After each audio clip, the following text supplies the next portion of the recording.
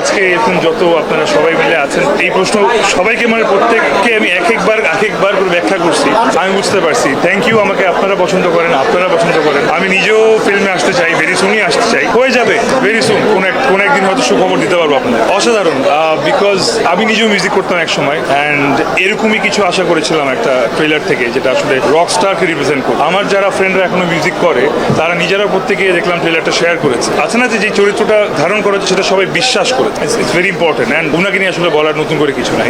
এই মাত্র একটু আগে প্রশ্নটার উত্তর দিলাম। আমি নিজেও এখনো জানি না আসলে, উপর আল্লাহ জানে। আল্লাহ যেদিন চাবে সেদিন হয়ে যাবে। কোন একদিন এভাবেই ক্যামেরার সামনে দাঁড়িয়ে বলবো যে ইয়েস আমি ফিল্ম করছি। ঈদের নাটক আসবে, এই তো নাটক, কয়েকটা নাটক, বেশ কয়েকটা নাটকে শুটিং করলাম, এগুলো আসবে। ব্যাচেলার পয়েন্টে একটা স্পেশাল চ্যাপ্টার শুট করে আসলাম নেপালে, সেটা আসবে। এই তো দেখেন, কপি বলেন, ইন্সপাইরেশন বলেন, যেটাই বলেন না, আসলে আমরা এখনো শিখছি জাতি হিসেবে, সবকিছুই শিখছি। ফিল্ম মেকিং বলেন, খেলাধুলা বলেন, জার্নালিজম বলেন, যেটাই বলেন, এটা আমরা বাইরের পশ্চাৎ দেশরা কি করছে সেটা দেখছি, তারপর আমরা চেষ্টা করছি আমাদের মতো করে আমাদের আদলে সেটাকে নিয়ে আসা। সময় লাগবে, সময় দিতে হবে।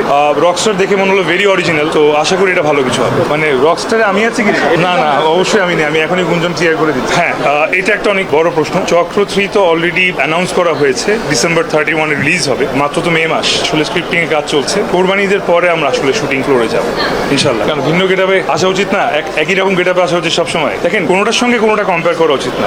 নাটকের জায়গায় সিনেমা যায়। অনেক সিনেমা আছে হয়তো সেটা নাটকের চেয়ে কম মানের হতে পারে, আবার অনেক নাটক আছে অনেক সিনেমার চেয়ে ভালো মানের হতে পারে। কমপ্লিটলি আলাদা। নাটকে আমি চেষ্টা করি আমার লুকস, ক্যারেক্টার, স্টোরি একটু আলাদা করি। নিজেই একসময় একরকম কাজ করে, এখন চেষ্টা করছি ভিন্ন কিছু করার, যাতে মানুষ আসলে আমাকে আপনাদের মতো ভেরি সুন সিনেমা দেখতে। কি শিখলেন? অনেক কিছু শিখছি, অনেক কিছু। শুধু একটা জিনিস শিখছি যে চেষ্টার কোনো ত্রুটি রাখা যাবে না। চেষ্টা সবসময় চালায় যেতে হবে এবং এখানে কেউ জিতে গেছে বলে কোনোদিন হয় না। এখানে কেউ আজকে জিতবে, কেউ কালকে জিতবে, কেউ পরশু জিতবে, এটাই ভাবি, এটা নিয়ম এটাই। এখানে কেউ একা রাজত্ব করবে সেটা আসলে না। সবার জন্য জায়গা, সবার সমান পেস থাকা উচিত, ক্রিয়েটিভ ফ্রিডম থাকা উচিত। প্রতিটা কাজ ভালো হোক খারাপ হোক সেটা নিয়ে কথা বলা, অ্যান্ড হেরে গিয়েও যাতে বারবার ফিরে আসা যায়, এটা আসলে আমার